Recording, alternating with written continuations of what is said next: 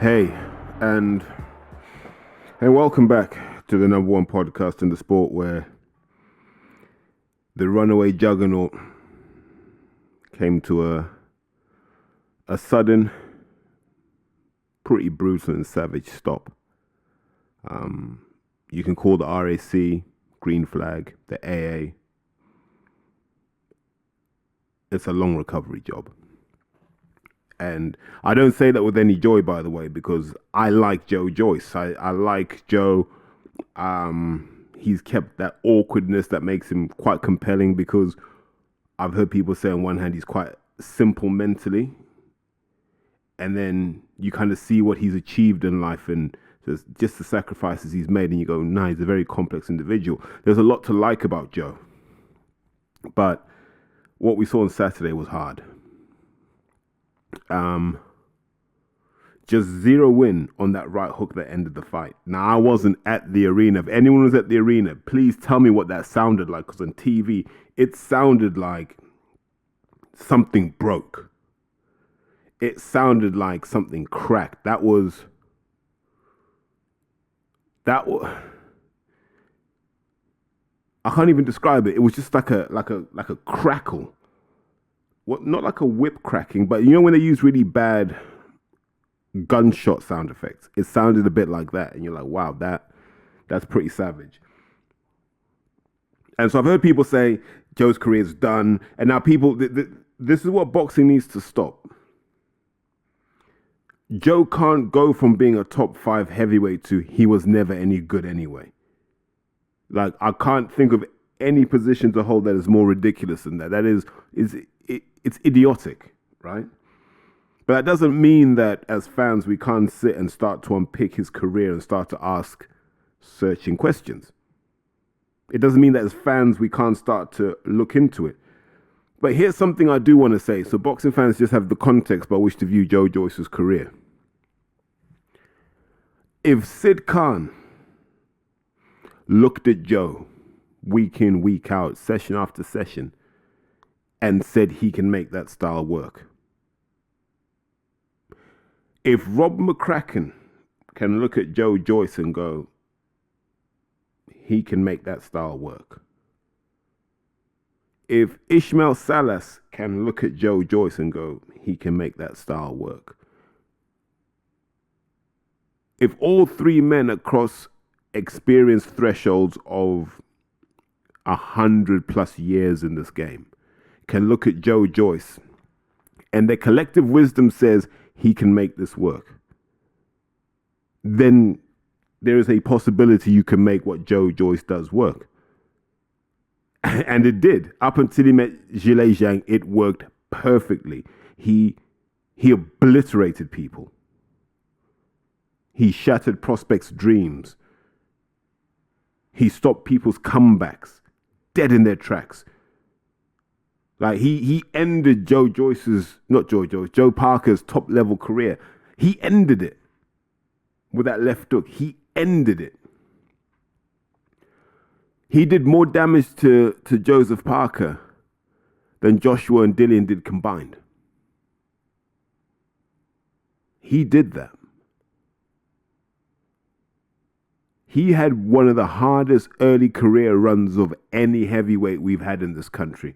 He wasn't protected. He wasn't wrapped in cotton wool like some of our other heavyweights. He went in hard. Because when it was all said and done, he backed his style, his strength, his power, and his work rate. He backed all of that. And it worked. And it was always going to work until he met somebody that could keep him away. Now, if you go back to 2020, I think that's when they were building up to Joyce versus Dubois. So around about this time 3 years ago, we weren't talking about Joyce fighting Zhilei Zhang. Zhang wasn't a factor. If you were looking at emerging threats, it was Hrgovic, and you're thinking, after the Olympics, Jalalov's going to come through, because at that time, Jalilov had his professional fights and was icing people. And so you're looking at those sorts of fights for Joe, okay. And then you're looking at guys like Chisora, and so you're looking at all of these people for Joe. And in your head, you're like, I think Joe beats all of them. In your head, you're like, I think Joe beats Joshua. And I still stand by that. I think that is true. But at no point did we ever believe Joe beat Fury. At no point did we ever believe Joe beat Deontay Wilder. And people debated whether Joe would beat Usyk. Now, fast forward to today. All of that is true once again. I think Joe beats Hrgovic. I think Joe beats Joshua. I think Joe beats everyone not called Zhang, Fury, or Wilder.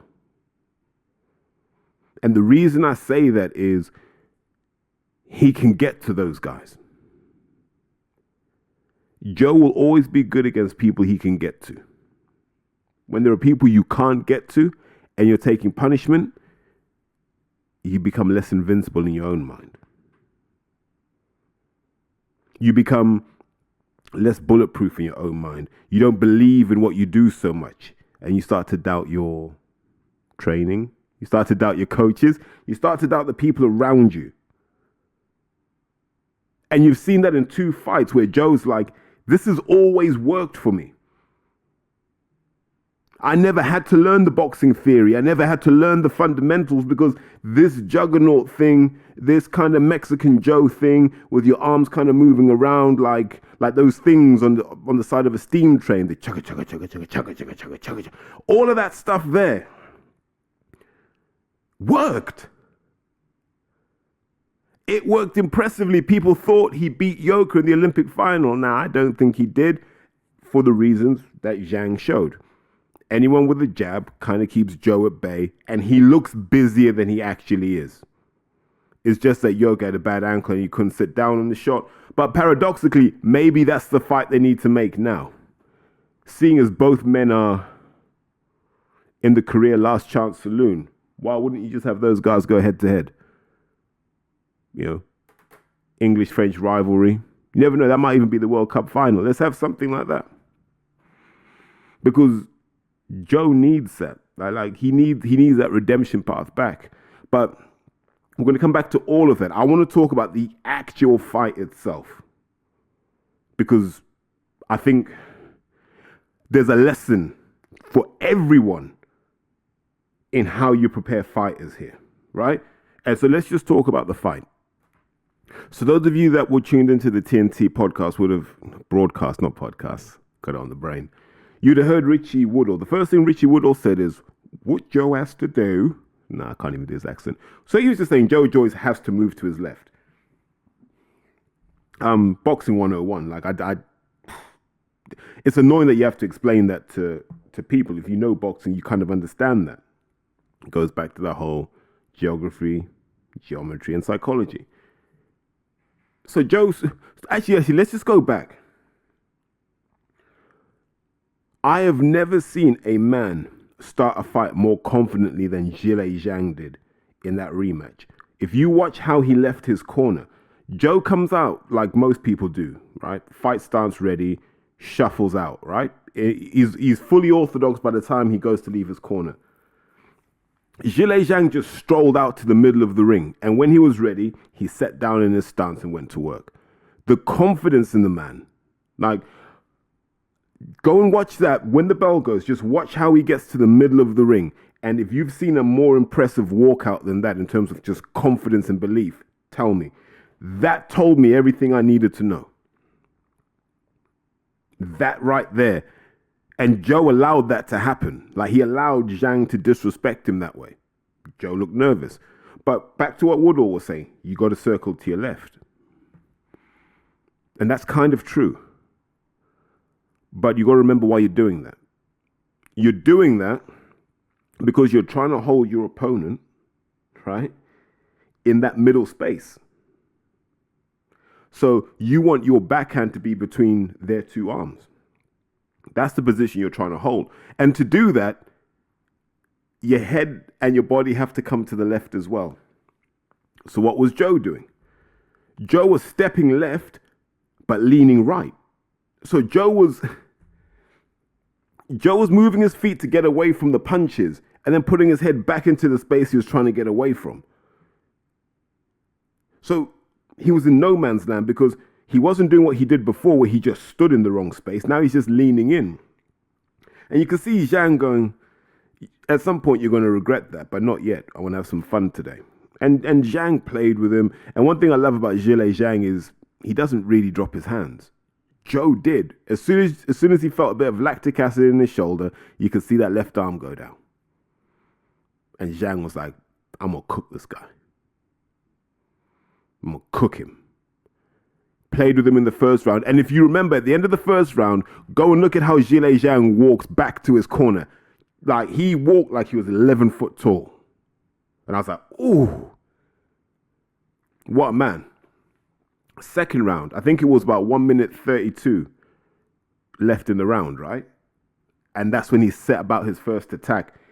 And he just smashed Joe with a straight left. And you saw from Joe's reaction two things. One, that shot was hard as hell. Two, he started to question his eye. And then the power went, the speed went. He tried to fight back, but if you notice, it wasn't that confident juggernaut style. Joe wasn't throwing 4 and 5 shot combinations. Because had he done so, he would have definitely landed on Zhang. He just didn't have the belief to do that. And then there were a couple more clusters in that second round of Zhang just teeing off. Like, teeing off on the juggernaut. And remember we said this about the Joshua Ruiz fight, that when you're getting beaten up, all those kind of layers come down. Those layers that you've been able to put in front of the world come down. The bravado, the toughness, the training, the juggernaut, all that stuff starts to peel back. And the real you comes out. You saw that with Joshua in round 7 in the first Ruiz fight, where he was a guy who, he looked scared. He looked scared, he looked confused in that Ruiz fight, where he was like, I've got all of this muscle, I've done all of this training, I've got all of these belts. How am I getting beaten up? I did what they told me to do. How am I getting beaten up?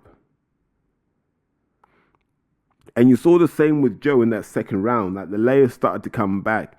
And then the art student, the cheerleader, started to become more and more relevant, more and more visible with all the layers that Zhang put on him. And it would have been interesting to see what would have happened had the fight gone on. Would Joe have just said, I've had enough? I don't know. Try not to speculate on that, but it's an interesting thought experiment. Then you get to that third round. So between the second and the third round, all the corner have to say is, Joe, keep your hands up at all costs, because Zhang was keeping his hands up. And so Zhang was catching a lot of shots on the arms. And Zhang's got relatively short arms and a long torso. Joe wasn't really going to the body like that. But in that corner, I'd have said, Joe, keep your hands up. Then I would have just said, do you know what, Joe? He's going to hit you in combinations. So when you feel the first punch, you've got to have 2 or 3 defensive moves. Yeah? Or you're going to get caught with the third or fourth shot. That's what I would have said. I wouldn't even told him how to attack. He already knows how to attack. But I would have stopped him getting tagged like that. Because as soon as Zhang started to beat him up,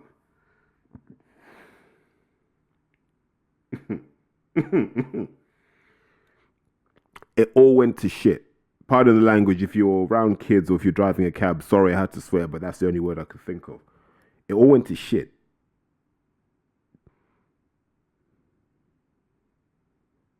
Zhang pings him with a left. Relaxes. Swings that right hook. Catches him clean on the jaw. You hear the crackle.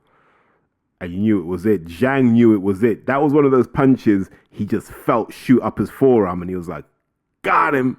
You want to juggernaut me? Juggernaut this. Pow! Walked off, arm in the air. My work here is done. I'll see you guys in Macau. Done.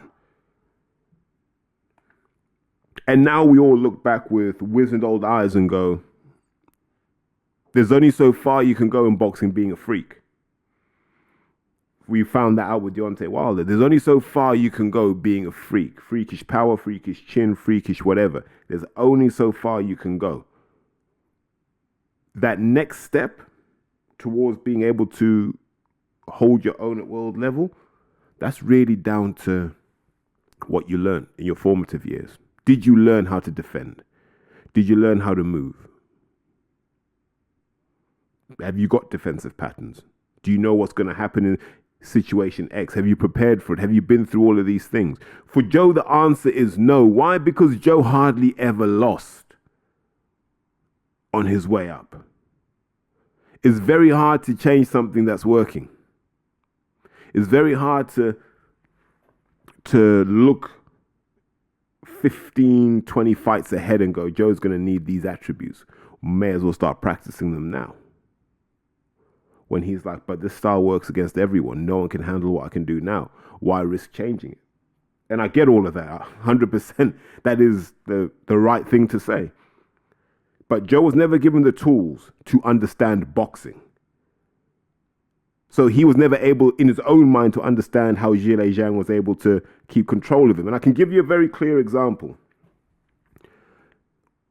When Zhilei Zhang clashes his jab with Joe's jab, orthodox versus southpaw, what he'd always do on that contact, his back leg would slide back.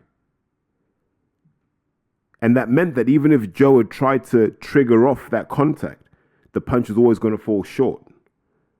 And so Zhang would slide back, Joe would stay where he was, and Zhang could just come straight back and work. Or he'd come to the side, work another angle, and go in again. This is what you do when you've been trained and you understand the underlying philosophy of boxing, which Joe doesn't, but Zhilei Zhang clearly does. Because Zhang picked his moments to attack Joe. When he felt the intensity from Joe was dropping, he ramped up his intensity, gambling that Joe wouldn't go with him and Joe wouldn't respond. And he was right every time. Something unique about that. Now, I'm not going to sit here and tell you Zhilei Zhang is the best heavyweight in the world. But he just beat a guy that was consensus top 5. Easily. You just beat him easily. And we can speculate, we can look at it and go, why? I'll tell you the truth, right? For all the analysis we can do about Joe and all the obituaries we can write about his career, sometimes you just meet your nemesis. Everyone's got one. Now, you may go your whole life and never meet your nemesis, by the way. But everyone has got a nemesis. In football, Guardiola's got Klopp. No matter how great a team Guardiola builds, when he plays Liverpool, you know he's pooing his pants. Because what Klopp does, and if you look at this Liverpool team now, it's like back to the old Klopp. Because there's energy from top to bottom. I'd actually argue that his weakness now is the back four. Because it's a little bit older, a little bit slower. But midfield and attack, he's got monsters. And Guardiola will be scared of that because that's the sort of team that can pass their way beyond the press and just get straight at that back four. All right? So Guardiola's got a nemesis. Wenger had a nemesis in Mourinho. Just could never find a way around Mourinho. Mourinho had a nemesis in Pep. Could never really find a way around Pep consistently. And it's the same in boxing. Carl Froch will always be George Groves' nemesis. They could fight 100 times, Carl will win 100. Carl Froch could fight Andre Ward 100 times, Carl Froch will lose 115 times. Ali had a nemesis in Joe Frazier. George Foreman had a nemesis in Ali. Where no matter what you would have done, there's nothing that would have beaten him. That doesn't mean he's better than you, by the way. It means that he can beat you. His legacy may not be as good as yours. Like, Joe Frazier gave Ali as much trouble as anyone, as did Ken Norton. You can't compare the CVs. Ali's greatness is on a completely different plane. But Ali struggled against guys like that. And he knows that. Same way Joshua struggled against Usyk. Struggles with southpaws in general. Apart from Charles Martin, who decided not to be a southpaw, but stand like one. So what I'm saying is, Everyone's got their nemesis, and we're not going to understand to what extent this was Joe on the decline or this was just him meeting his nemesis until Joe fights again. So that's why I'm not quick to write Joe off, because I want to see Joe jump in, and for once, don't put him in a hard fight. Put Joe in with someone that's middle ranking. I couldn't even tell you who that is now. You could put him in with a Dillian White, for example. Bring him back that way. Let's see where his head is at. Let's see where his capabilities are. Rematch with Joe Parker. Let's see where he's at. Can he bring that juggernaut approach with no fear? Or has Zhang put the sign over his head and just said, nah, he's vulnerable? I don't know. But let Joe have a fight that helps him rebuild confidence, because Joe's career has really been about taking risks. You know, just the fact that they were calling that Zhang fight a stay busy fight. Especially after what he did to Hrgovic. And let's be absolutely clear about that. Like, he should never have lost that fight. He gave Hrgovic all the trouble he could cope with. And here's what made Hrgovic a harder target. Hrgovic can move. It's not elegant, it's not great, but Hrgovic knows how to go backwards. Joe doesn't. Until Joe learns how to go backwards to come forwards, he's going to keep taking those shots. People say head movement. Oh, he doesn't move his head. He doesn't move his head. If you can move your feet, there's less pressure on you to move your head. It's simple as that. So I think overall, when you summarize that fight, I think Joe just met his nemesis. I don't think it's necessarily that Joe suddenly British level or wasn't that good. I think Joe was a top 5 guy. And I think against someone like a Joshua, he would look like a top 5 guy.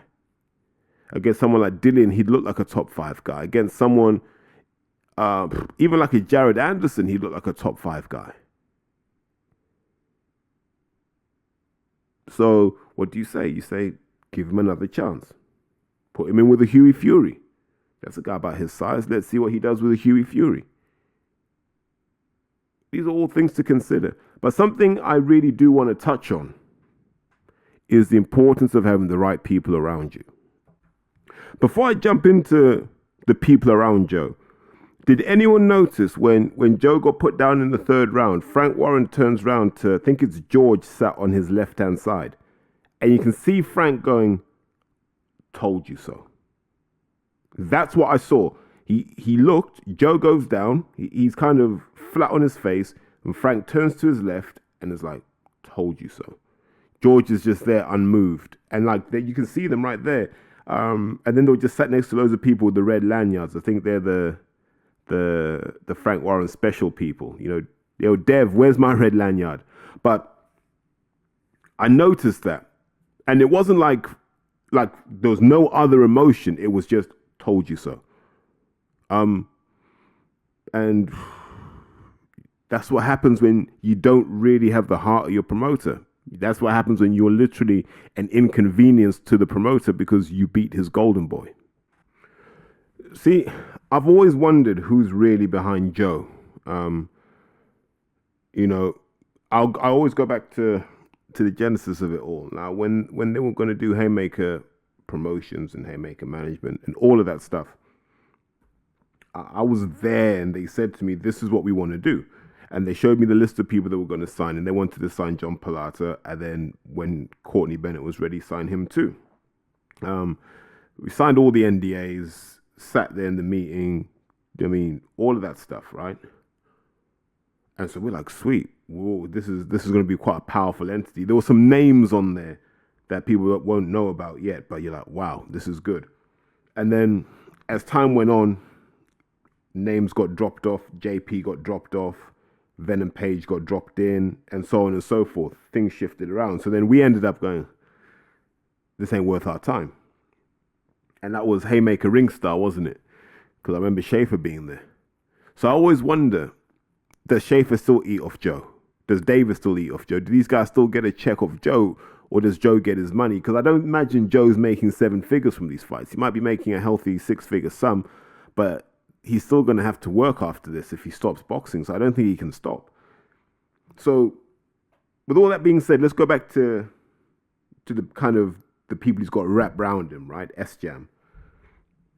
All suspiciously quiet. Unbelievably quiet. You're the people who are meant to guide Joe's career. If you go back in time, when Joe lost the first time to Zhang, they said, Joe just wasn't himself. Some stuff happened behind the scenes. We'll put it right in the rematch. That's what they said. Right? Go back and look in the archives. That's what they were telling us. Joe was saying that in the interviews, things weren't going right. Fine. Okay. Everyone in boxing was saying, don't fight Zhang again. Just move past that. Like, go another route, because that's your nemesis. I never believed for a second Joe could ever beat Zhilei Zhang, because the things he'd have to learn would take too long. Like, you're looking at 2-3 years down the line. By then, both men will be done. So if I know that, and those guys look at me as someone who just likes trolling people, why doesn't his management team know that? And if his management team don't know and understand that, why is he managed by them? I don't see Joe as the brand ambassador for many things. Like, he hasn't got a Lynx deal. He's not out there selling Lucozade. He's an Olympic silver medalist. He's not selling Lucozade. He's not selling Lynx Africa. He's not even the face of Morrison's. Like, Joe's nothing. He's not even the face of Popeyes, Wendy's, Shake Shack. None of that. So what are S-Jam doing for him? What are all of these people, these Adam Morleys and that? What are they actually doing for him? He's a meal ticket. They've all been riding off the back of the juggernaut so they can take pictures at the UFC gym in Vegas, and they can do this and say, look, we work in boxing. I'll stand on this now. S-Jam is an operation of people who I think are nice people over a beer. Imagine guys like Shane Watson, Adam Morley are great over a beer. They don't know enough about boxing. You really have to know boxing to be involved. Because all the people who have worked with Joe, you talk to the guys at Earlsfield, the guys at GB, they would have told you Zhang's all wrong for him. If they knew that, why didn't Team Joyce know that? Unless you're telling me Joe calls the shots and Joe said, I want that fight. In that case, then you just resign as a management team because you're not being respected. But Joe's got the wrong people around him. I don't think a change now is going to fix it. You kind of got to sleep in the bed you made. But there's a lesson for anyone in boxing. Rule number 1, always have someone in your corner that doesn't make a penny off you. And you can go to them for advice, and they will tell you their honest opinion. If Joe had randomly rung me and said, mate, do you think I should fight Zhang again? I said, no. Move on. Go fight someone else. It's only going to end the same way again. I would have got laughed at. But I stand on that. Zhilei Zhang is Joe's nemesis. That doesn't mean that he's the greatest heavyweight of all time. He's just his nemesis. And if you look at the energy that Frank's got now, where Frank's like, well, we bought the contract of Schaefer. We're going to put him in with these domestic level fights. They're all top 10 guys. Frank's just trying to get some money out of the situation now. Because I don't think Frank's broken even on Joe yet. So Frank's like, no. You got to keep working. But they've got to manage Joe carefully now. They've always been able to take risks with Joe because of his chin, his work rate, his strength, his size, and all that sort of stuff. Now you got to match him with care. You got to rebuild that confidence in him. And maybe he does need a new training environment. I keep saying this about these guys. If you're not training around people who are young and hungry, like Jamie Shakiva, like Courtney Bennett, like David Adelaide, like Fabio Wardley, like John Palata, if you're not training around guys who want to come up, you're never going to stay on your toes. Now, I imagine Joe was probably sparring with Moses Atalma, but Atalma is not Zhilei Zhang. As lovely as the kid is, he is not Zhilei Zhang. And so, I feel a bit of a fraud because I've just talked about Joe. Now, let's talk about Zhilei Zhang, who, before the Hrgovic fight, he was just the guy we knew from being beaten by Joshua in the Olympics. Now you're looking at him going, whew. Put him in with anyone. I'm not saying he wins, but you wouldn't be afraid to put Zhilei Zhang in with anybody. I will say this, though. I think he gets hurt badly by people like Wilder. He's there to be hit against more agile opponents. Fury will hurt him badly as well. I think Joshua stands a better chance against him than Joyce does. But if Zhang hits Joshua, it's lights out. Like Joshua's not, he'll get memeified if he were to get caught by Zhang. So I don't think he wants that fight. But the world is Zhang's oyster. I think he will be the new president of the Who Needs Him Club, and he will be avoided. But if I'm correct, he's WBO interim now, right? So he can be knocking on that Usyk door anytime. Now, I don't know if he's going to be able to do that to Usyk. It'd be fascinating if he could. Wow, that would be intriguing. But let's let Zhilei Zhang have his moment in the sun before, I don't even know what time it is now. Let's say it's 6 p.m. on a Monday. We're just going to wait for Eddie Hearn to start talking about Joshua versus Zhang in China. Huge numbers. 1.4 billion people. We could do 200 million pay-per-view buys. But yeah, in summary, really feel for Joe. I think sometimes when you meet your nemesis, you've just got to make peace with the fact that there's a man out there you can't beat, but you can beat everyone else, and you go after everyone else.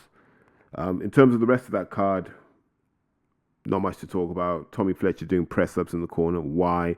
Alice the Animal fighting a guy who looked about 65. He didn't need that, but I'm glad he got out because he's a great kid. And these are the guys he should have been having in his first 2 or 3 fights. But I've always said, if you manage him properly, there's something there, man. There's something unique. There's something special there if he's managed correctly. Because the kid's tough, he's game, and he will hit you. Just want to see him be a bit more relaxed and a bit more accurate in his shot selection and so forth. But outside of that, I was out on Saturday, so I didn't really catch as much of that card as I could have done. So apologies for not being the super hardcore that other people tend to be. But I think that's probably as much as I want to talk about when it comes to Zhilei Zhang and Joe Joyce. But I do want to talk about Conor Benn because I think we're in a really interesting phase of the Conor Benn story. So quick recap. Conor Benn gets suspended by the board. Gives up his license, all this good stuff. Bit of a mess with UKAD, NADP, people are appealing, yada, yada, yada. Sum total, Conor Benn is not going to be allowed to box in this country for a little while yet. So what do? They get a Florida license, and they have a show in essentially a meeting room in a hotel, right? It wasn't even York Hall. It was just the sort of place that you'd have a wedding if each side had to pick 60 guests or whatever. That's the sort of place it would be, and they'd be dancing to Come On Eileen and all that. It wasn't all that. So Conor fights a guy, Rothko, who they were trying to tell us, well, in his 3 defeats, he's never been stopped. But the guy, basically, the guy was losing to, I don't even know, like the equivalent of Fonz Alexander, right? That's the sort of level he was probably losing to. And so Conor fights this guy and goes a 10-round distance. And I tweeted something like, funny how the power's not there when you're being tested constantly. And I just said that just to remind people that, look, the kid can still throw shots. He's just not that guy that he thought he was. And that version of Ben we saw on Saturday night couldn't fight David Avanesian, and he knows that. That's why he won't be calling out David Avanesian. I have no idea who the hell he's going to call out, but it's not going to be Avanesian. Simple as that. So what do we learn about the performance? Not much. If someone could punch back on Conor, I think he'd be in trouble. As I've said before, I just don't think he's got that raw toughness that his dad had. Well, he can't have, man. Like, he grew up in privilege. That's why he speaks Spanish amazingly well. And actually, that's quite a nice touch when he switches into Spanish. It's actually one of the things I like about him. But in terms of him at 154, let him fight Tim Tszyu. There you go. You want a big fight for him? If you can't make the Eubank fight, Tim Tszyu. But I fell asleep after round 7 in that fight because I'd been out. Right, and sometimes that brandy touches you a bit nicely at 2, 3 in the morning. So I just kind of conked out. So I didn't really see all of it. But let's come down to what really happened. So as much as some people try to keep the secrets from me, I've got enough spies in Matchroom to know that there's been a fair bit of chatter at sort of I don't even think it involves Matchroom anymore, but they're kind of reacting to it. So I know Ben Sr. had a conversation with a couple of guys in Miami, a couple of ex-pros who are trainers out of Miami, about his son potentially training out there, because that's what the old man did, if you remember. He had that brilliant run in the early 90s where he fought guys like Doug DeWitt, and he earned the respect of the United States fans. And so the conversation seems to be from Team Ben, and when I say Team Ben, I mean father and son. Son, maybe you need to stay out here because the UK ain't working for you. So maybe you need to stay in, imagine it'll be Miami he stays, and have a few fights out here while that mess is sorted out in the UK. So I know that there have been conversations about certain trainers working with Conor Benn. I know there have been conversations that may even extend to management. It looks like there's going to be a reboot of Team Ben. That's as far as I can say. I've heard that from a couple of different sources. There's going to be a reboot of Team Ben. And I think the focus is going to be on the United States. Do not be surprised if Eubank versus Ben happens in the United States. Another thing, I think the feeling, especially when it comes to Ben Sr., is Matchroom didn't do enough to protect his boy. The view from Ben Sr. is maybe the Sims didn't do enough to protect his boy. If these are his management and promotional guardians, they didn't do enough to protect Conor, in some cases from himself, in other cases from the baying hordes. So I say all of that to say in very simple terms, Conor Benn is at this crossroads in his career. And the short to medium term will not involve the UK. The longer term might. It might not even involve Matchroom past a certain point. Because you have a young man who feels very let down by a lot of people. And while he doesn't share that out publicly, because remember, he's a child of privilege and he understands how the game works, you don't burn your bridges, there are changes. So I can't see Tony Sims relocating to Miami, so there'll be a new trainer there. There's no point in not being in Florida if your license is in Florida. So I can see that being somewhere where they try and build something. Now, whether they get another license elsewhere, I don't know. But don't expect to see Conor Benn in Sheesh anytime soon, would be my estimation. And this is all kind of based on rumor and innuendo, some conjecture. But don't be surprised if Conor Benn doesn't come back to the UK for a while. Don't know who he fights next, but like I said, I think that Eubank fight may happen offshore, but definitely not in the UK. On that note, let me tap out and go and enjoy the rest of my Monday. I hope you guys have a great Monday. Didn't even think I'd make the pod out today, but luckily we've done so. And on that note, I'll say have a great day. And as always, if you like this, share it, let people know. We still need to get to 5,000 Twitter followers. Come on, man. Help me out with this. Help me. Take care, guys.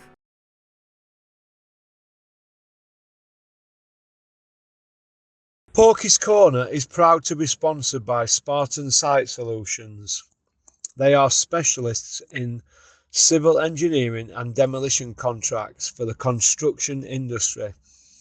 Interested parties should visit their website or contact Porky's Corner for a referral at porkycorner@mail.com.